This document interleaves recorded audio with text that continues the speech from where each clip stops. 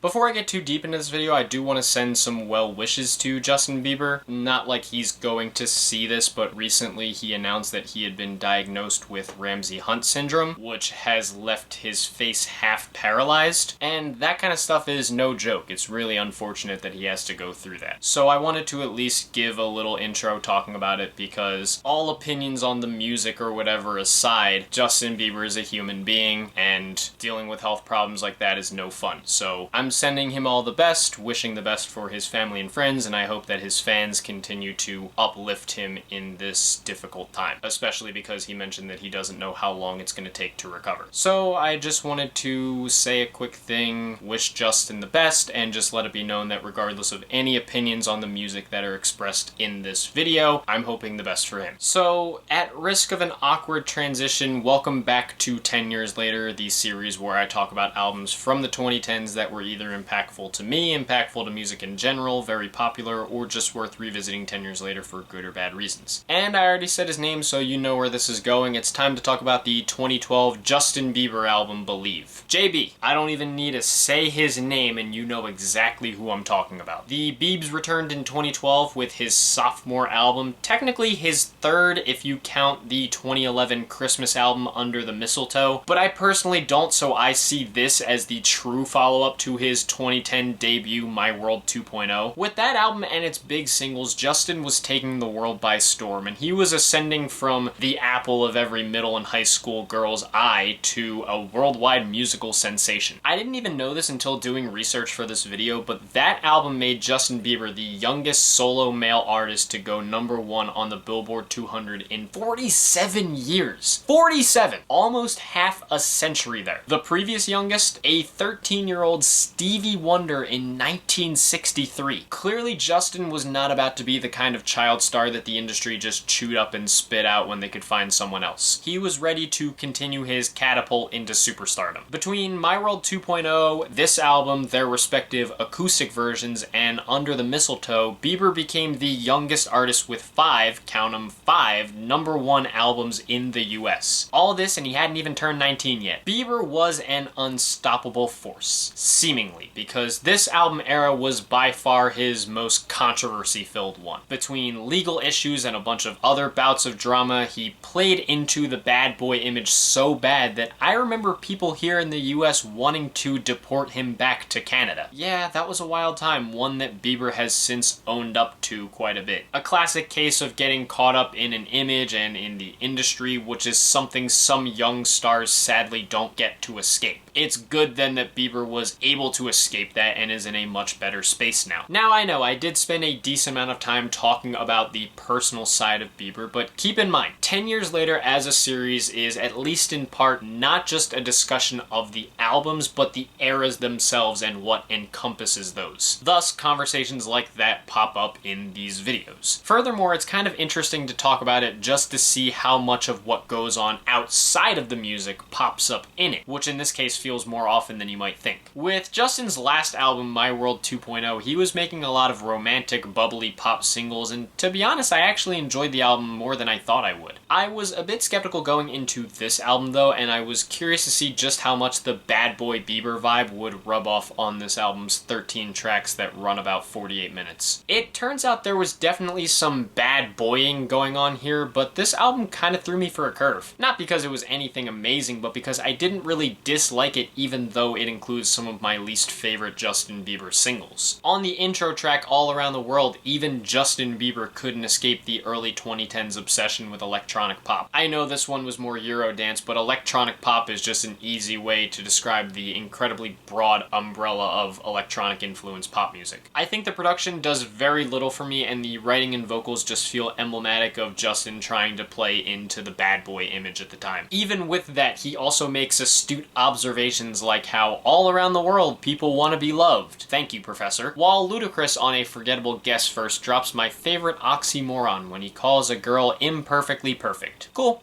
Cool. And Boyfriend is a song I don't think I've ever recovered from in my life. You know, it's kind of funny because the hook is catchy, the vocals are solid, and the bridge is honestly kind of nice. So what makes the song so bad? I'm so glad you didn't ask because you probably already know the answer. Justin's rapping. To anyone that knows me personally watching this, I want to say one thing. There are people in my life who sometimes like to play songs I really don't like to try to trigger a reaction, but if you want to play a song that's going to leave me potentially uncontrollably giggling, play Boyfriend by Justin Bieber. The rap verses are so goofy in how flavorless they are that almost as soon as he started rapping, I was already laughing. The train wreck was then topped off perfectly by the second verse ending with Justin unironically saying swaggy. Ah, my favorite Scooby-Doo character. Swaggy. Yeah, it's really bad, but it's good for a giggle. For the most part, those two singles are my personal lowlights on the album, but it's not like the record miraculously picks up from there. Ironically, while As Long As You Love Me was extremely popular back in the day, I never got to hear it in its entirety until doing so for this video. Sadly, I find it to be a bit of a non-starter. I again think that Justin knew how to craft a pretty good hook, and his vocals sounded pretty good, especially considering that he was most likely fighting through puberty at the time. Sadly, I do think the production feels a bit too over the top for me, and I feel like I would have gravitated more towards a stripped down version. I didn't mind Big Sean's guest verse, but I don't think it added much to the song for me personally. And when it comes to the deep cuts, while Takey was not nearly as overproduced as some of the album's big singles, I think the trade-off is that the hook is not nearly as interesting to me. Justin's vocals here are not as exciting as some of the other tracks. While listening, I almost thought he was trying to do an impersonation of another popular Justin Timberlake. And otherwise, the song just feels like a serviceable electronic pop cut without being noticeably good or bad. Thought of You also pushes those electronic sounds a bit with production work from Diplo,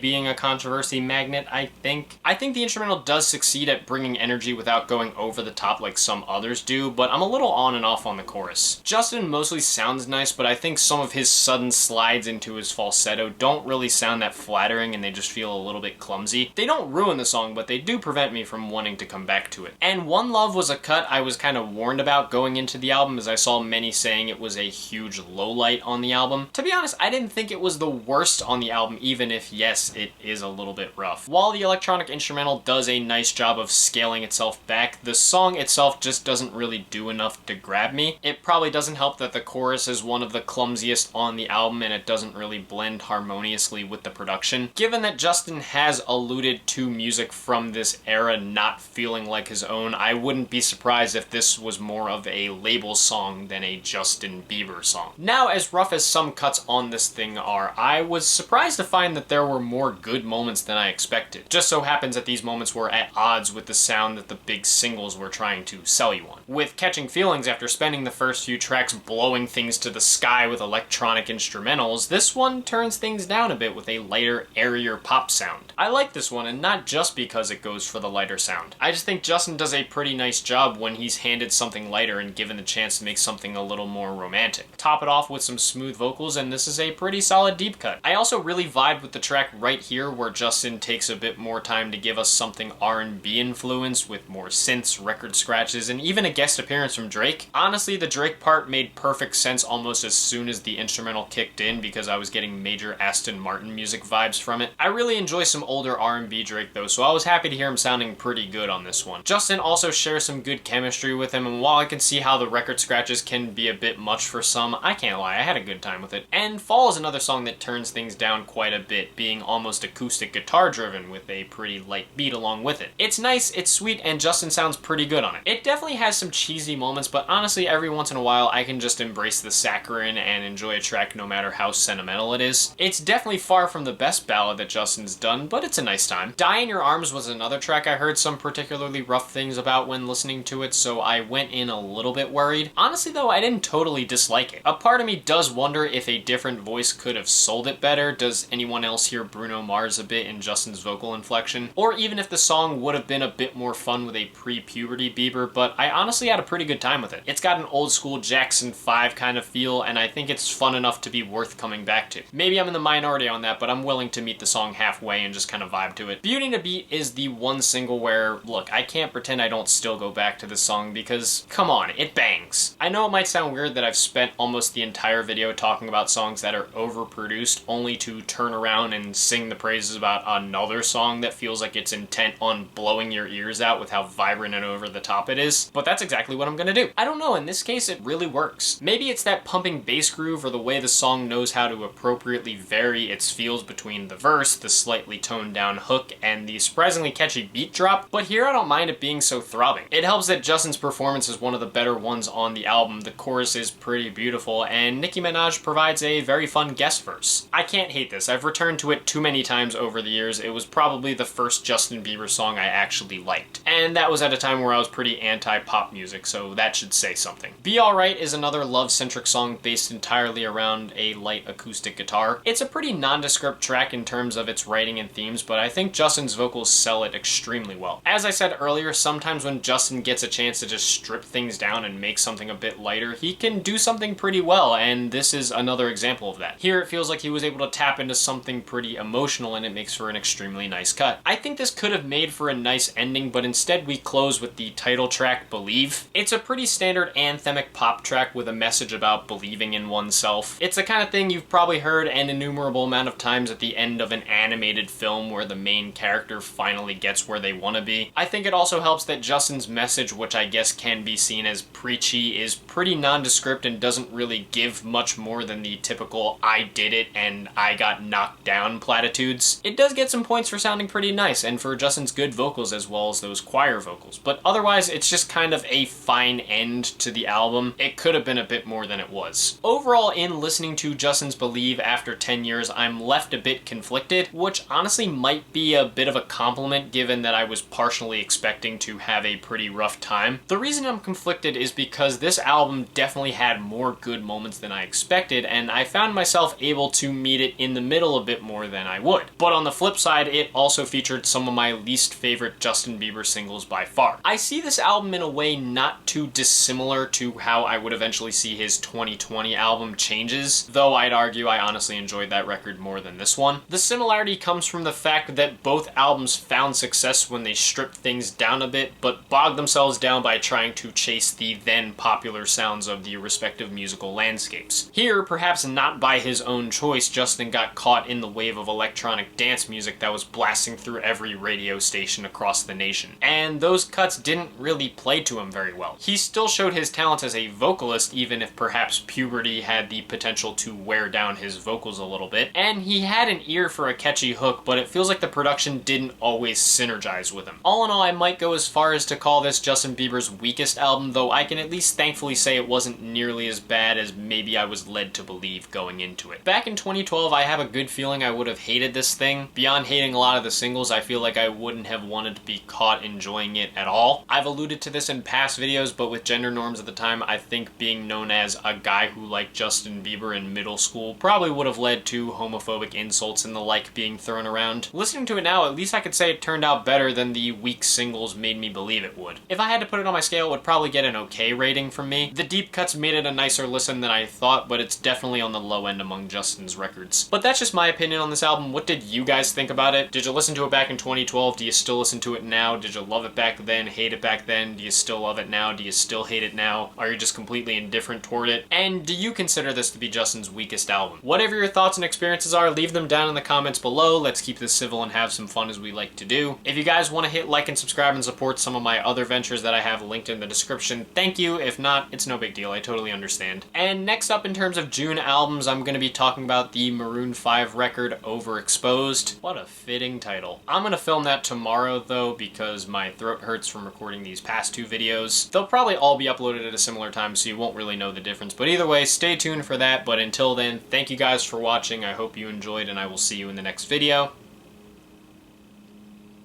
Peace. And I already mentioned his name, so you know where we're going. Time to talk about the 2012 Justin Bieber album, Purpose. That's the name, right?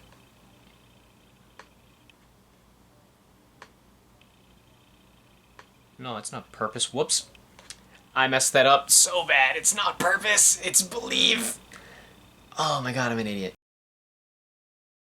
I was a bit skeptical going into this album though, and I was curious to see just how much the Bad Boy Bieber vibe would rub off on this album's 13 tracks that run about 48 minutes.